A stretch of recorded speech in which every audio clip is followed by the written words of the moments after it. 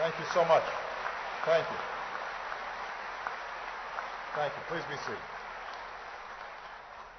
Good morning, everybody. Thank you, Secretary Carter, for your leadership of our men and women in uniform, General Dempsey, Major General Buchanan, Mr. Patrick Hallinan, Executive Director of Army National Military Cemeteries, Chaplain Stanuski, members of our armed services, veterans, and most of all, families and friends of our fallen. It is my deep honor to share this day with you again. For 147 years, our nation has set aside this day to pay solemn tribute to patriots who gave their last full measure of devotion for this country that we love. And while the nature of war has changed over that time, the values that drive our brave men and women in uniform remain constant. Honor, courage, selflessness. Those values lived in the hearts of everyday heroes who risked everything for us in every American war. Men and women who now rest forever in these quiet fields and across our land.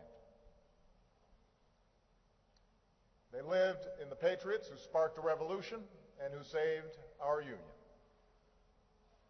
They lived in the young GIs who defeated tyranny in Europe and the Pacific. And this year we mark a historic anniversary, 70 years since our victory in World War II. More than 16 million Americans left everything they knew to fight for our freedom. More than 400,000 gave their lives. And today I ask all the family and friends of our fallen World War II heroes, spouses, children, brothers and sisters, and fellow veterans of World War II, to please stand if you can or raise your hands so that our country can thank you once more.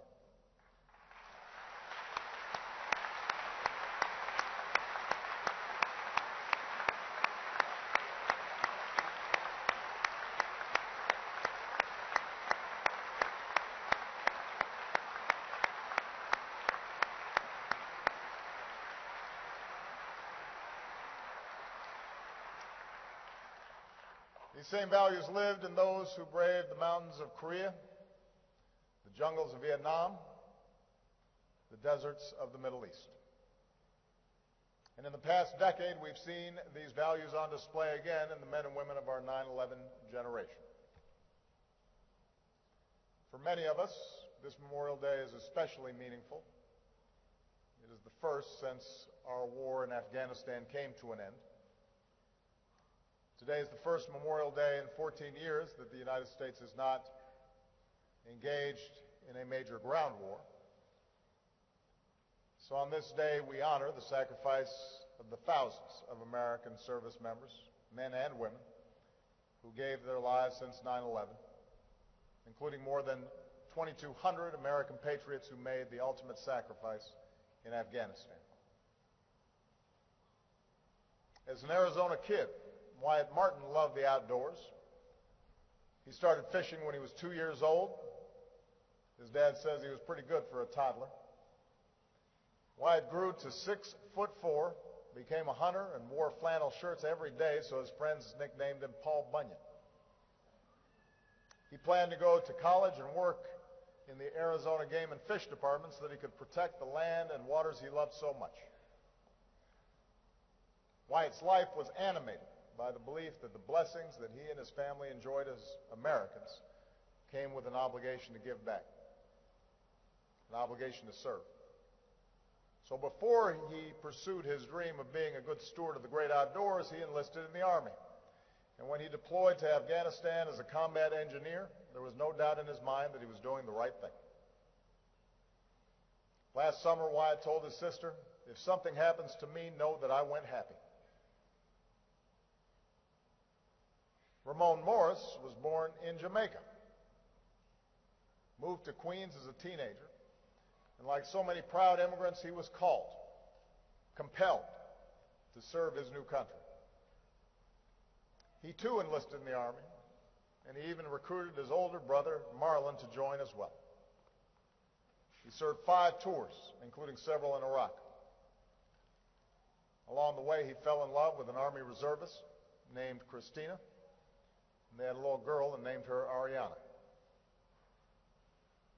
Ramon was the kind of leader who would do anything for his men on and off the battlefield. But nothing was more important to him than being a great father to his little girl. Specialist Wyatt Martin and Sergeant First Class Ramon Morris were 15 years apart in age. They traveled greatly different paths in life. But those paths took them to the same unit. Those paths made them brothers in arms, serving together in Afghanistan. In December, an IED struck their vehicle. They were the last 2 Americans to give their lives during our combat mission in Afghanistan. Today, here in Arlington, in Section 60, Ramon lies in eternal rest. And we are honored to be joined by his brother, Sergeant First Class Marlon Laidley, who is deploying for Germany tonight. Thank you, Marlon. Thank you to your family.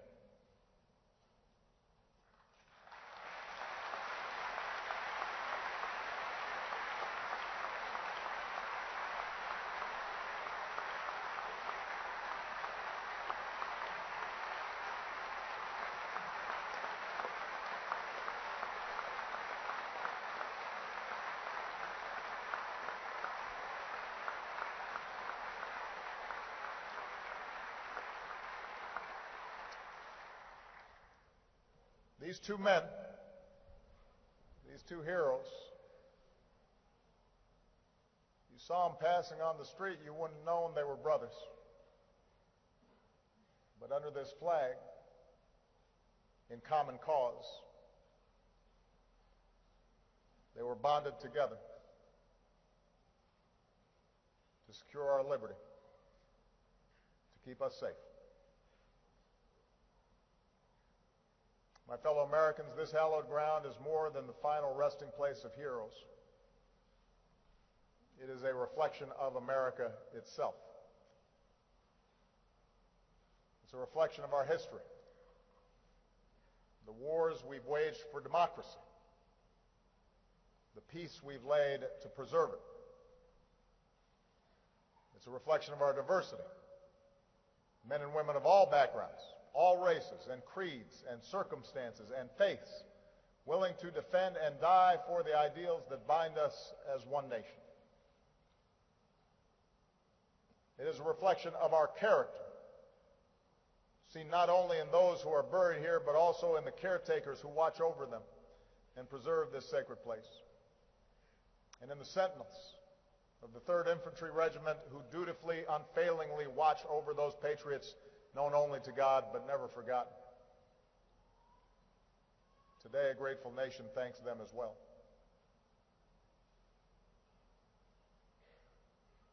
Most Americans don't fully see, don't fully understand the sacrifice made by the 1% who serve in this all-volunteer armed forces.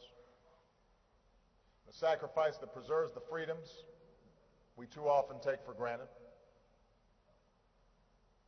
Few know what it's like to take a bullet for a buddy, or to live with the fact that he or she took one for you. But our Gold Star families, our military families, our veterans, they know this intimately. Whenever I meet with our Gold Star families, like I did this morning, I hear their pride through their tears as they flip through old photos, run their fingers over shiny medals. I see that their hearts are still broken and yet still full of love. They do not ask for awards or honors. They do not ask for special treatment. They are unfailingly humble. In the face of unspeakable loss, they represent the best of who we are. They're people like Ramon's mother, who could carry hate for the people who killed her son, but she says, I have no anger, no bitterness, even for the person who did this. I feel sorry for them, and I ask God to change their hearts. That's one Gold Star mother's amazing grace. Folks like Wyatt's parents, Brian and Julie Martin, who said of their son, he's not just our kid, he's everybody's. He's an American soldier, and as an American soldier, he belongs to everybody. There are the siblings, like the Gold Star sister who wrote to me of her brother, Private First Class Stephen Benish, who gave his life in Iraq in 2004. She said, remember him not as the 1,253rd war casualty, but the 6'7" burst of light and positive influence he was on the world. These sons and daughters, these brothers and sisters who laid down their lives for us, they belong to us all. They're our children too. We benefit from their light, their positive influence on the world. And it's our duty, our eternal obligation, to be there for them too. To make sure our troops always have what they need to carry out the mission. To make sure we care for all those who have served. To make sure we honor all those whom we've lost. To make sure we keep faith with our military families. To make sure we never stop searching for those who are missing. We're trying to bring home our prisoners of war. We are grateful for the families of our POW MIAs. This may be the first Memorial Day since the end of our war in Afghanistan, but we are acutely aware as we speak, our men and women in uniform still stand watch and still serve and still sacrifice around the world. Several years ago, we had more than 100,000 troops in Afghanistan. Today, fewer than 10,000 troops remain on a mission to train and assist Afghan forces. We'll continue to bring them home and reduce our forces further down to an embassy presence by the end of next year, but Afghanistan remains a very dangerous place. And as so many families know, our troops continue to risk their lives for us. Growing up in Massachusetts, John Dawson was an honor student who played varsity soccer. Loved the Bruins, loved the Pats, was always up for fun, running into a room while spraying a silly string or photobombing long before it was in style. John was passionate about service. He shared the same convictions of so many we honor today, who wanted nothing more than to join a common cause and be part of something bigger than himself. He channeled his love of cycling into charity bike rides with his church. He joined the Army, and as a combat medic, he fulfilled his dream of helping people. He loved his job. In April, an attacker wearing an Afghan uniform fired at a group of American soldiers. And Army Corporal John Dawson became the first American service member to give his life to this new mission, to train Afghan forces. The words on John's dog tag were those of Scripture. Greater love has no other than this, than to lay down your life for your friends. The Americans who rest beneath these beautiful hills and in sacred ground across our country and around the world, they are why our nation endures. Each simple stone marker, arranged in perfect military precision, signifies the cost of our blessings.